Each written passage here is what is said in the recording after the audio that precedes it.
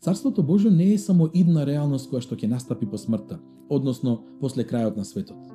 Според библиското учење, Царството Божјо започнува овде и сега, бидејќи тоа е таму каде што е Христос, таму каде што Христос царува во срцата на луѓето и ги собира во едно тело. И затоа црквата е предвкус на Царството Божјо на земјата. Не пред се како институција или градба, туку како заедница собрана околу својот цар, Господ Исус Христос. А најдлабоко тоа го доживуваме на светата литургија. Секоја литургија е искусување на Царството Божјо. И не случајно литургијата започнува со зборовите: Благословено е Царството на Отецот, Синот и Светиот Дух.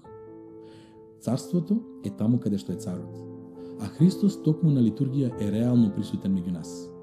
На литургија ние учествуваме и се спојуваме со телото и крвта на царот.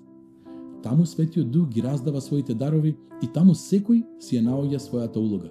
Секој го наоѓа своето место и својата смисла.